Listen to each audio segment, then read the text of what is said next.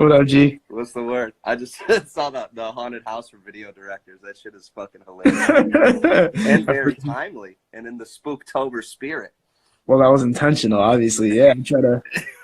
We're gonna fucking trend it. The thing about that, okay, I don't mean to cut you off, but here's my most important thing about Say Cheese. A couple things. Is Say Cheese, it's like $350 a post, 600,000 followers. The followers are less important as the fact that most of them are people who are into rap culture. That's the main point. They're not rappers per se, but they're people who like rap culture, which is where your fans are. The thing about Say Cheese is people think Say Cheese is a music platform. It's not a music platform. It's CNN for the streets. And then they use music videos to fund it. That's the distinction. Right. So I had a conversation with somebody yesterday. I had a meeting, and the artist, he dropped an album. He's Chaldean. He's been to prison. He went through everything. He's been through it all. And he literally sat there. He's like, bro, I just dropped an album. I had Rocky Bad on it. I had Peasy on it. I had Vezel on it. And nobody in Detroit fucked with it. And he's from Detroit, and he represented Detroit in the whole thing. Nobody fucked with it from Detroit. So we were talking about going outside of Detroit onto trying to get overseas or trying to get into other platforms. And just the whole concept of, like, when you drop music in Detroit and it doesn't get accepted, like, what do you do? Or if you drop any kind of content in Detroit and it doesn't get accepted, what do you do?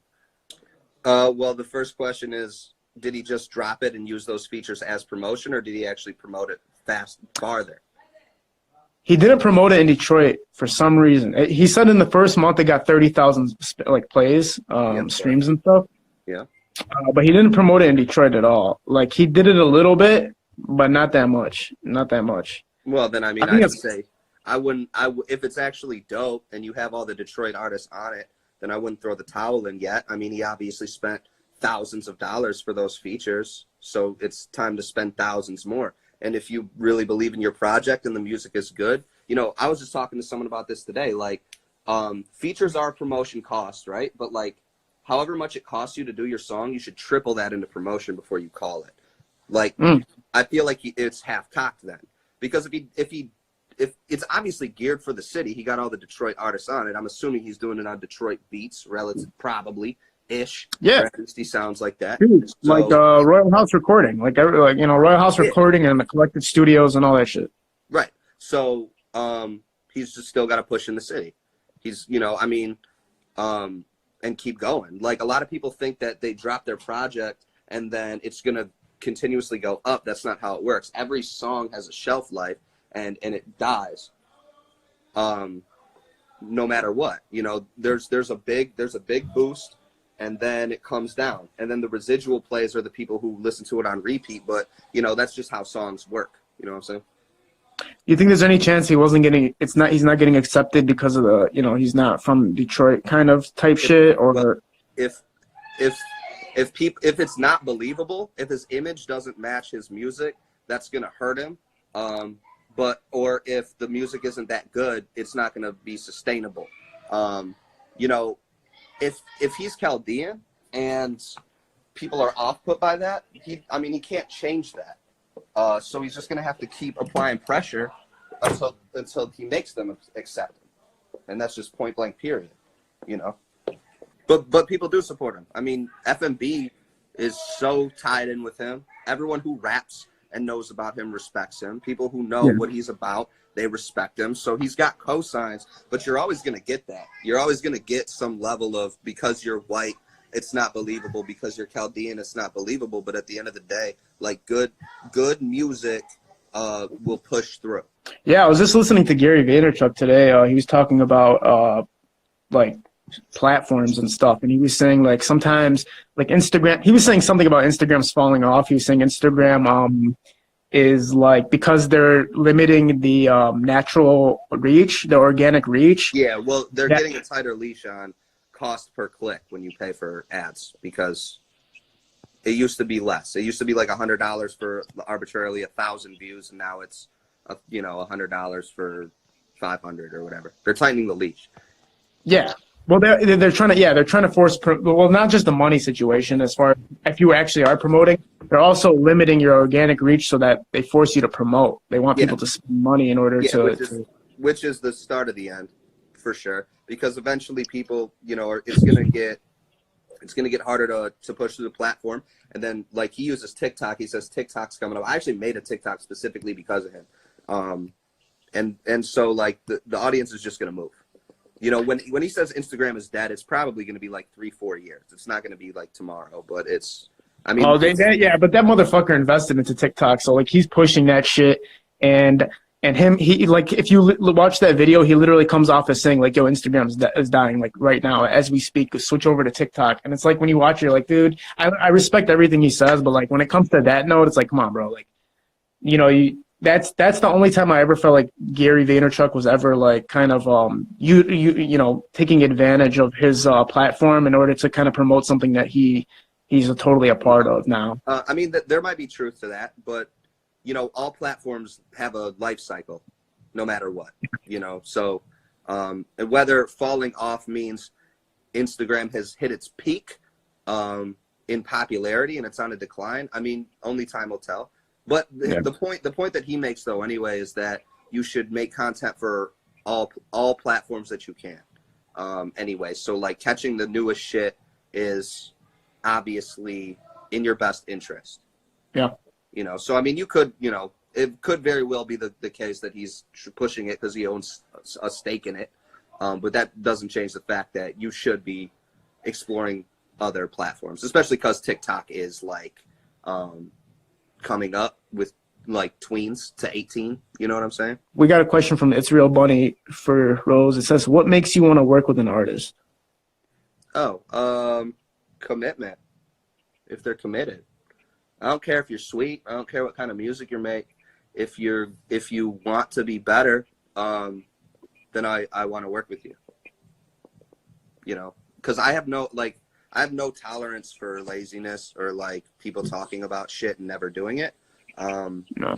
I don't really care about the money like that much. I need it because I have to eat and I have a family, which is why my prices are low, right? Because, you know, I could be charging more, whatever. I've talked about this a million times. But if you have, if you're committed to doing it, then I respect that. And then if you show me you're committed to doing it and you actively come in the studio every week, or you want to be better and you ask real questions and not just ask for like clout points or whatever the case, you ask, you know, real questions, then I'll want to work with you. Kid L and Rose question: do you work with artists because of a name or because they work their ethic and their music is good? If the artist is, if they have a big name, obviously they're working hard and they have good work ethic, right? So yeah, I do work with those artists. I work with artists that, you know, just like Rose just said right now, like if you are serious about it, you know, we want to work with you. That's the case because it like we're in it because we love it. Like me and Rose love what he does. I love what I do. And I want to be around people who have that same type of passion for the craft. I don't like being around people that are just doing it to do it, or they, you know, I always have like a little story of sometimes you rap in high school at your lunch table and all your friends are cheering you on, and you think like, oh, I'm going to start a rap career, and you just never let go of that one time at that lunch table when you were rapping. That one time you were sweet. Yeah, that one, like people never let go of that moment, like, oh, I'm going to be a rapper now, and they just get it locked in their head and they never let go of it. But they don't take it seriously. They just do it because they got attention, and they just think that's what they're supposed to be doing because they got attention for it. Yeah. I like it when somebody literally knows, like, yo, this is dead ass what I want to fucking do with my life. Yeah. I want to be a fucking artist. I want to, you know, I want to do this for a living. That's who I want to work with. Yeah. Yeah, you gotta respect the game too. Like a lot of people have the mentality. Like I do not like the people who are like, just one hit. I need one hit and it'll change my life. It's like, I already know your philosophy is flawed. I don't like that concept, and I don't like being around that type of shit because it means that you're looking for the end goal, and you're not working on the journey. And the journey is really the important part. You just want shit. That's exactly what it is. I hate when people started off by saying like, how many hits do you think this is going to get on YouTube? I hate when people say that. I'm like, bro, what are you thinking about hits for right now, dude? If you're an artist, you're thinking about getting your project out there because you wanted to create it and you wanted to share it with people, not because of how many hits it's going to get. Right. And that's it. Just like, why is that your first fucking thing that you say to me? How many hits do you think this is gonna get? That's not what this is about. I want you to say, yo, you think this is sweet. That's what I want you to say. Do you think my track's sweet? You think we can make something cool out of it? And that's what I want. Yeah, like whenever anyone asks me how many views is this gonna get, I immediately ask how much money are you gonna put into it. Yeah. And Another if they're like nothing, then I'm like 100. What do you do when you hit a creative wall? That's for Rose. What do you do when you hit a creative wall? You either take a break. If it's due to like pushing too hard, then you're overthinking it. If you think everything is trash, take a little break, come back, and then start making music without the intention of putting it out. Because I think a lot of people hit a creative wall when they're thinking about the business end, or like if people are going to like it or whatever. So just do 10 songs without the intention of putting them out, and then see where you are after those 10 songs. But I guarantee you're gonna find your route again. I agree with that 100%. Taking a break sometimes clears your mind. And like, again, like maybe me and Rose had a conversation about it on the phone the other day. Like, you know, sometimes you got to take a seat back, or just don't take yourself so seriously. Don't put so much pressure on yourself to get shit done for Instagram or for social media. Do it when, you know, it comes to you. You don't have to pressurize yourself to make content for social media. That's another thing that screws people up. It's like, I know I got to do something. I got to put myself out there. But if it's not the right moment in your body and your mind, sometimes it's just not the right moment. Yeah, I mean, I'm really fucking up because I should be doing a speech every day. We were talking on the phone about that. Like, I really cut back on my speeches, and the reason is because my normal life hit some roadblocks. So, like, I've been working in the studio more. I had a situation in my apartment where I had to move out in 3 months, run up some cheese, pay to get out, get a new place, and that's just not the space where I'm going to tell people, you know, what they should be doing with their lives, you know. So, like, you got to don't really do it for the internet. Like, do it for the internet, but don't force yourself. Don't force yourself at the expense of your mental health. Most of us who do this, what we really want is the freedom of choice of our lives. So, like, you gotta understand that it's gonna take like 10 plus years of work, and don't race to the end, because when you're at the end, or what you think the end is in your head, it's, you know, it's still work, and it gets more intense the higher up the ladder you go. Yeah. You know, it's really about when you want to cash out. The people who retire are the ones who are enjoying their lives, but the people still at the top who are going really hard, they're still going really hard, 50, 60, 70 hours a week. You know what I'm saying? It doesn't stop. So, you know, just understand your limits as a person, slowly try to push past them if you feel like that's an issue, and just be better every year. I tell people, try to be better or farther than you were every year, not when will I pop. Also, when me and you had that conversation on the phone the other day, it actually cleared my mind too. So another thing I would suggest is making sure that you don't, making sure that you have a network of people that you can communicate with about this type of stuff. Because I sometimes feel like I can't talk to anybody about anything about my music videos or my page or anything. And then when I was able to express myself to somebody who is a part of the same field, it cleared my mind a lot. So try to find somebody you can communicate with. A lot of people, they try to keep to themselves as much as possible, and they try not to like show their weaknesses or show their downside, or like, you know, when things aren't going too well. You can't do that, man. Like, you have to humble, I don't know what the word is, be humble, and be like, dude, fuck it. Like, I'm going to go talk to somebody about this that I trust, so that way they can give me feedback. Because when Rose did that, when I had the conversation with Rose, he was right about everything he said, but just being able to talk to somebody that knew where I was coming from cleared my mind. What pisses you off about an artist, with artists?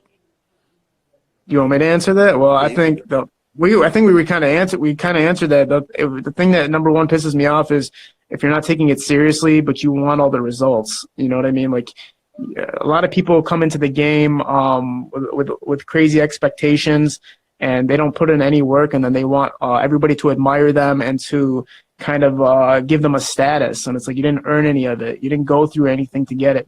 And even if you did earn some things, that doesn't mean you have the right to kind of expect things from people. Everybody's in this right now for themselves. And when things don't go your way, you don't blame everybody else. You blame yourself.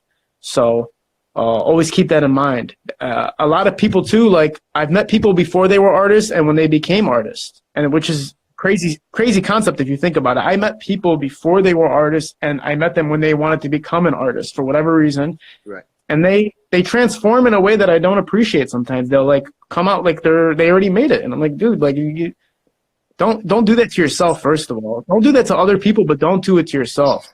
Like, you can bullshit the world, but if you bullshit yourself, you're fucked. And I feel like that's what a lot of people do when they start expecting things they didn't earn yet. Yeah, that's general good life advice.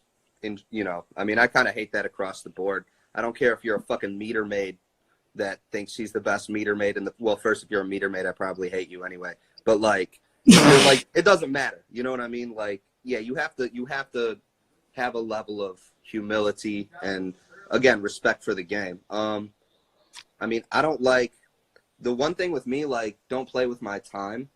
You know, like, I'm at a point where people book and they just don't show up. I'm at a point where, like, if you do that to me, like, twice, you're never going to book with me again, period. That's just, it's not going to happen. Playing with my money, I can actually accept that a little bit more, depending on how far you push it. But if you play with my time, it's super raps. If you are like short a couple times, or like you need time or whatever to get the cheese, if I trust you, like, I'll let it go. If I never get it, then I'm not booking you until I get it. And then as far as in the booth, nothing really pisses me off. It's just when if you like quit, you know what I mean? Like, if you're trying to do some shit and like the confidence level isn't there, and you quit. Because like the way I look at it is, if we're coming together, I'll help you get through whatever sound you're trying to do. So it doesn't really piss me off, but it's disheartening if people just quit. You know what I'm saying? Like, I've had people, it happens rarely, but I've had people, it happens a lot with singers who go in there and they think they can sing, and then they go in there and they can't really sing, and then they, you know what I'm saying? And then they quit like halfway through the song, and it's like, you know, just finish the shit and then hate yourself after, and then figure out how to get better, you know, especially first track, first time in the studio, like first run of the track. It's your baseline. So if you're ass when you start, good, there's nowhere to go but up. Yeah, exactly. I agree with that, and I feel like once you hit that marker, or when you quit, I hate when people quit and come back. I hate seeing the "I'm back" posts. That's something I can't stand. I can't stand seeing the "I'm back" post, because two things: one, most likely nobody even cared that you left, and then two, it's like, who cares, bro? Just drop work. You feel me? Like, nobody cares that you left, and like, everybody does that, and it makes you seem like, I understand people have problems. Like, you're going through problems or whatever, you back up. Yeah.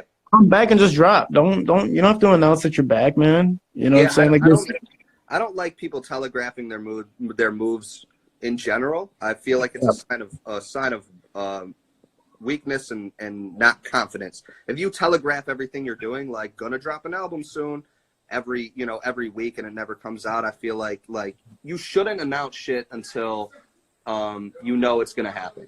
Like, I have a lot of shit that I'm working on right now, and I've announced none of it. Because there's no need to, you know. Right. I don't know. That's a little. No, I agree with you 100%. It depends on what, in my opinion, it depends on what level of success you're at. I feel like if you're, going to drop a mixtape and you have like a really established fan base, take your time, promote it. But I feel like there's a lot of artists that are new to the game that are just dropping singles, but they promote the single for like 6 weeks before they drop it. It's like, dude, you realize those first 5 times that you promoted it, people stopped caring about it after the second time. And now when you drop the shit, nobody gives a fuck anymore. You killed all the suspense, you killed all of like the expectation, you killed everything already because you promoted it so much. You know what fucking kills me? You know what super fucking kills me, and it pisses me off every time, is when someone posts their Instagram clip of the song and it's like the whole intro with no words, and then it gives the one bar and then it's over.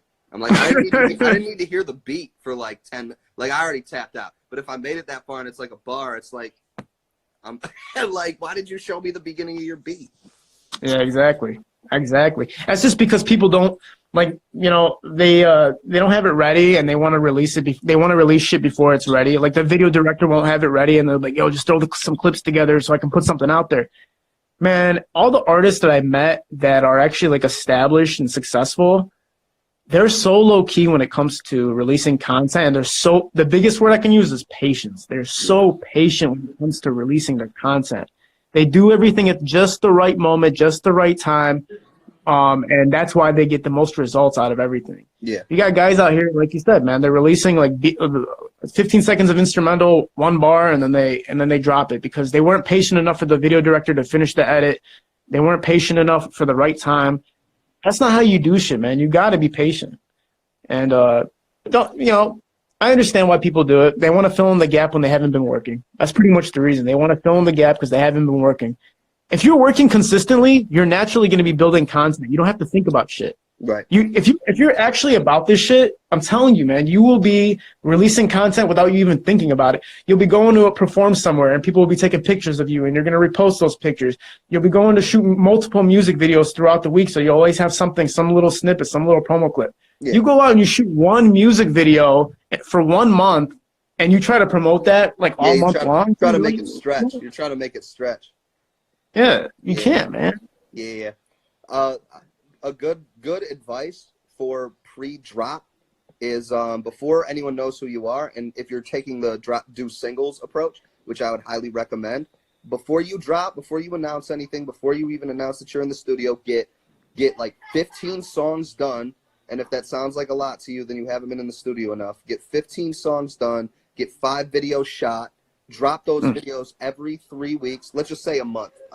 Every 3 weeks to me is sort of like a really good pacing. But let's just say a month for easy math. 5 videos. Go on your YouTube and automatically drop those videos the first of every month. So over the next 5 months, you have content. And then if you want to throw out a single, you have 10 other songs. You can throw the audio up. And then while that's automatically coming up, you have content to promote. And then you can spend your time and money doing photo shoots, re-rocking some old shit in the gaps if you need to, going and doing performances, doing features, but your core content is still automatically dropping. But you need that set up first in order to make sure you're consistent. Consistency is the most important thing, and if you haven't released yet, there is no rush to release because no one is waiting for it. You have a clean slate, so you might as well do it the right way. And that's the best way to me to do it.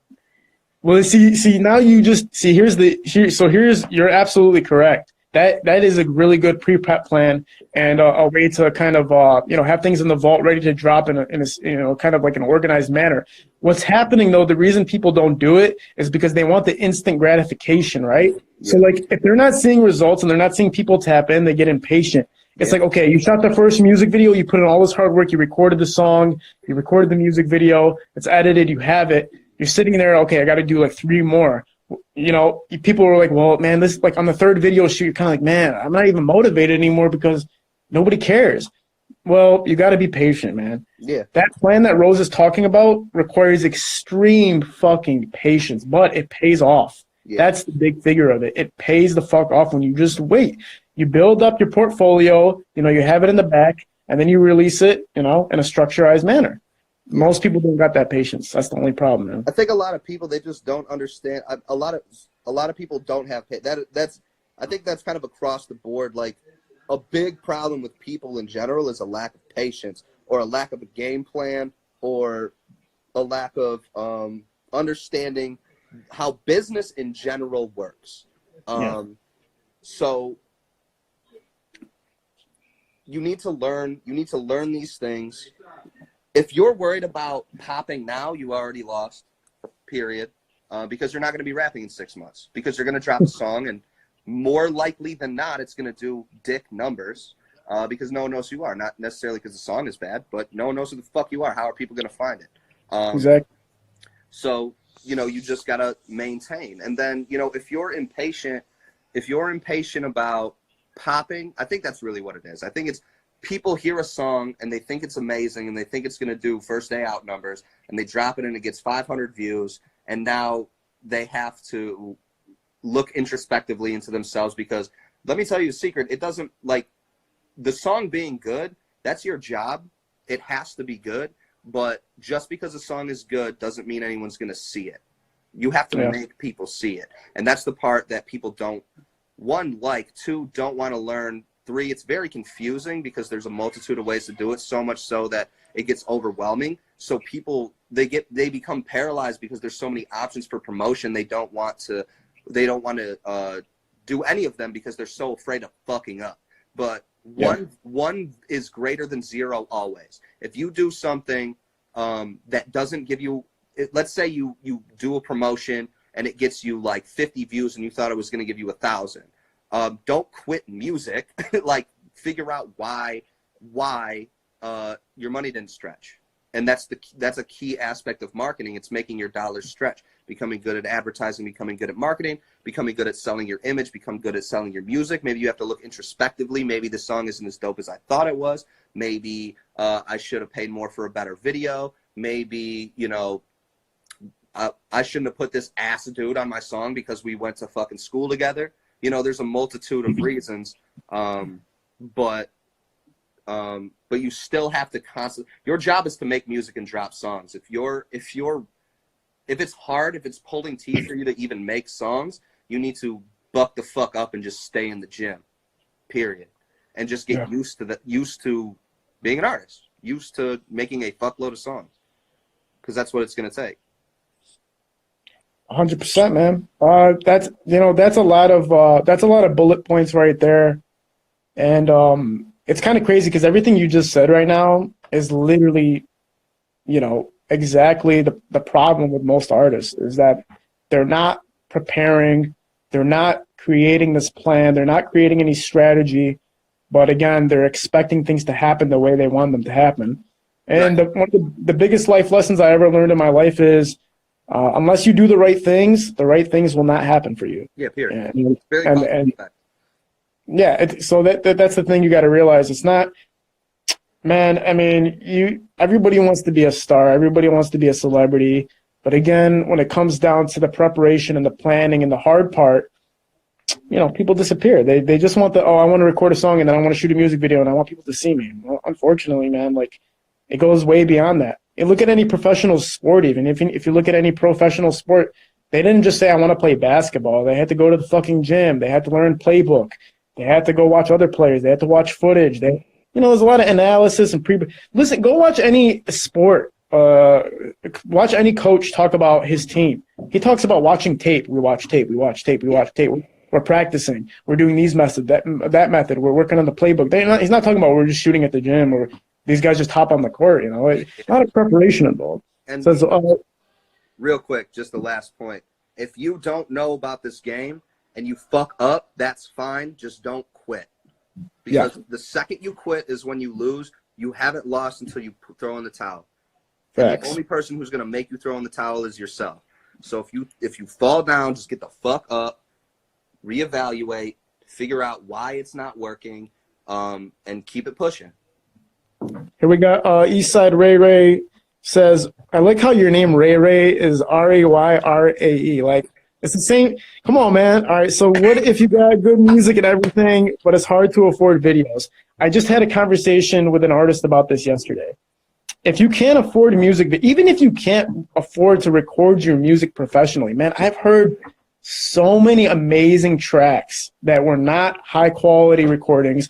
I've seen visuals that were horrendous, but because the song was so emotionally packed, and gave me that vibe, I fuck with it. Have you look at what's it? Blade Icewood.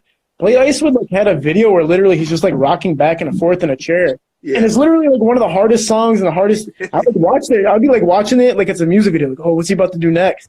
Mm-hmm. Like, that shit is just visually appealing because you feel him, and when you feel somebody, visuals don't matter that much. But to get to the question. Use a cell phone. Get one of your friends. Bro, listen, man, if you are an artist, you are bound to have a friend that has a camera that wants to start a music video career, or he just wants to film something. Get his ass and say, yo, let's do this. If you don't have that guy in your circle, find that motherfucker, man. Everybody has a camera. Everybody's looking to start somewhere. You know, if your music is good, you have a better chance of people saying, okay, I'm willing to work with you. I'll invest with you if you invest in me. Yeah. If your music sucks, then, you know, it's going to be a little harder, but you'll figure it out. Use a cell phone. Yeah. So you don't need music videos. They help immensely, but need is not the best word I would use, you need music videos if you're pushing on YouTube because it's a video platform.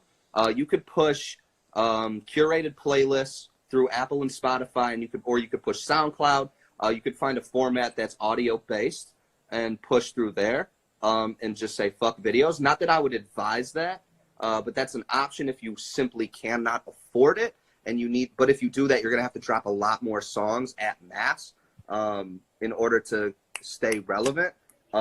Most of the time, if you can't afford something, most of the time, not all of the time, I don't know your financial situation, it's because people spend their money on shit that they shouldn't.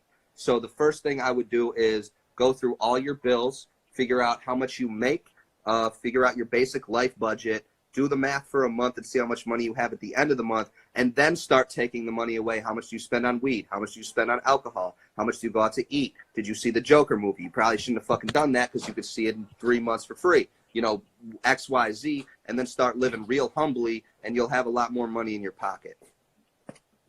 Mostly. Yep. Mostly. Some people simply cannot afford it. If you don't make enough money, get a burner job for 6 months and go extra dumb hard. Quit both, get a different 40-hour job. Quit both, take 2 weeks off, get a different job, and then use that money to fund your next 6 months. That's a little risky, but it's going to take some balls. But that is also, there's always a way. There's money is out here. You can get it. 100% agree. You got to save your fucking money up and actually invest it into your music. That's another thing I was learning from Gary Vaynerchuk today. I was watching. He was basically talking about how like people create all this content, all these products, but they don't invest in marketing it, and they don't reinvest it in themselves. Yeah. When you make your money, a lot of people do this stupid, take a stupid approach of spending it on themselves instead of reinvesting it in themselves. The worst, bro. Okay, so yeah, that's the biggest fuck up is when I see someone who is probably makes the same amount of money as me in head to toe vape. I don't think that guy is sweet. I think he's fucking up. Like, I make a relatively, I'm not rich by any means. I make a good amount of money. All my money is going to pay off the debts that I built up from putting into this place. And then when they're paid off, I'm going to use that money to pay for more shit in this place. You got to keep flipping that money. That is a day one, like, do you want to fuck your life up? Then buy dumb shit. Like, I want vape shit. I window shop vape shit every day, and I could, if I wanted to, spend some money on, but I'm not about to. Even though I want to, really fucking bad. It's just, it's not a good idea because, like, I want more than that. I'd rather own vape than wear vape. Leo's lyric says, how much of your money should you be going into your rapper lifestyle for Instagram branding and promoting? How much of your money should go into rapper lifestyle for Instagram branding? Yeah, so like buying like designer shit or sell for your image. As little as possible to still facilitate the point. Here's the thing though, if you're selling an image of success and you can't afford it, you should not be selling an image of success that you cannot afford. Because you're gonna burn out. You're gonna super burn out. And I know your music is not dependent on a lifestyle of abundance is the whitest way I could phrase that.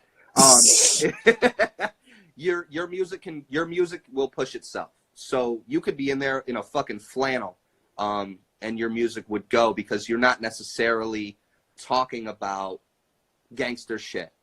You're more of like punchline heavy, outrageous ass shit. So that doesn't necessarily apply for you specifically. But I mean, if you want to do it on the real cheap, like go rent, find a friend or find someone who has designer shit, pay them $40 to wear that fucking hoodie and do a photo shoot in it. I don't necessarily believe in that fake it till you make it shit.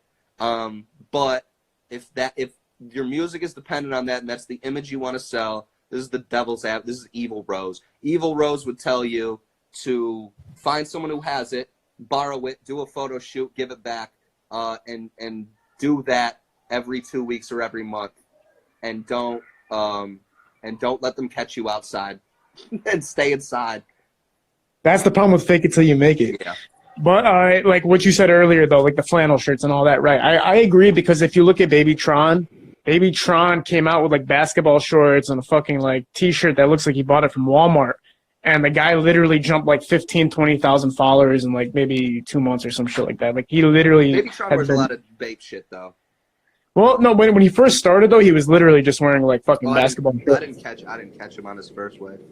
Yeah, when he first started coming out, he might have been. I mean, I don't remember him wearing Babe. I remember him coming out with like just a shirt that said like Nike on it and some basketball shorts.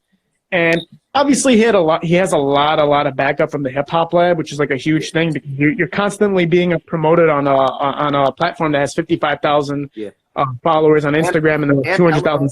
Hell of a co-signed him. Oh, Hell of a co-signed Baby Tron too. Mm-hmm. A lot of backup, man. So obviously that's not the best example, but like he came out with that style and it worked. Well, I mean, he earned the backup because his music is so good in that lane. Yeah, exactly. And that's another point. Once your music is good, your apparel doesn't matter as much. I mean, there is a certain degree, obviously. Like, I know some people who intentionally dress like shit because they're like, oh, I don't give a fuck. Sometimes that doesn't work, man, because, like... Well, if you ham it up, like, I don't give a fuck, I have a shirt with a cigarette burn in it, but you obviously give a fuck and you put that cigarette burn in it because you wanted people to think you don't give a fuck, then that's corny as shit. Yeah, exactly. Your music will speak for itself, though. At the end of the day, man, that's the whole point. If anybody like wants to take anything away from this, visuals and the way you dress and the way you act and however you present yourself, if your music is great, you can get away with a lot of shit. Yeah. There's actually something I want to release soon. It's gonna talk about how much you're allowed to get away with if your music is good. Like that's a really good concept. Yeah, it's gonna start off with like basically I'm gonna have a scale and a projection and all that, and it's gonna say like, if your music is an A+, then you can get away with this amount of bullshit. If your music is a F, then you can only get away with this amount of bullshit. And then that's kind of how I want to present it. It's actually gonna be like a pretty grand concept. It's kind of like women in a sense. I know this is kind of weird, but it's kind of like what bullshit can you get away with? Well, yeah, how much a girl likes you is relative to how much bullshit you're allowed to get away with. If a girl doesn't like you that much and you're pulling off a lot of bullshit, she's probably gonna leave you. But if a girl is fucking madly in love with you and madly attracted to you, you can do it. You can blow off dates. You can probably go on a date with another girl. You can do so much shit and the girl's still there, right? Yeah. So music is, even though it's not, it's an odd comparison, in a sense, music is the same way. If your music is really fucking good, guess what, man? You get a lot of leeway. You get a lot of benefits. You get to move more. Does work ethic outperform talent in the long run? Every time. Yep, 100%. I wouldn't even say in the long term. I'd say in the very short term, because the most talented people, I've heard the most amazing shit from artists you will never hear because they don't work hard, because they feel like they don't have to. It goes back to the feeling like you don't have to work hard, that you're entitled to it. A lot of great artists who are phenomenal out the gate feel like they're entitled to celebrity. They're entitled to everything that music comes with because they're great. And you're not at all, because you still have to get attention. It's not about how great you are. It's about how many people see you. And that's exactly what the state of the shit is with clout. That's the whole argument with clout. It's talent. Everyone's like, talent doesn't matter anymore as long as you have clout. Clout is just eyeballs. The more eyeballs you have, the more marketable you are. Period. Oh yeah. And that's really it. I got advice from Joey Gladstone from Full House in person about that concept. It's just the funniest shit ever. Joey Gladstone from Full House, if you guys ever watched that show, he literally said, hard work always beats talent. He's like, I've been in the entertainment industry forever. He's like, the harder workers beat the most talented guys every fucking time. There hasn't been a case, he said, there hasn't been a case where he hasn't seen a fucking harder worker beat out a very extremely talented guy that works less than him. Yeah. Now, if you're talented and you work hard, it's a double-double. Oh yeah. No, then you're a superstar. But the crazy thing is, if you're talented and you're not working hard, and I'm not talented and I'm busting my ass, eventually I'm gonna get as sweet as you. Oh yeah. And then it's like, now you're fucked, because I know how to work hard. I appreciate where I am because I was ass, and I'm gonna lap you. That's just what it is. Build your own YouTube or place videos on other people's pages? I don't like that question. Sucks. I would say get your own YouTube, put your own content on your own YouTube.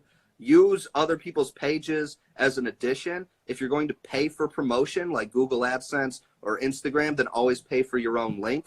But you can put things on other YouTubes if you own the music, because it'll flag it for the monetization, but take it for what it is. I wouldn't, like, if you put it on my page, don't pay to promote the BankRose link because you're just giving me money. I'll take your money, but if you're going to pay enough like Google ads or Instagram to drive traffic outside of YouTube, then put it on your own page.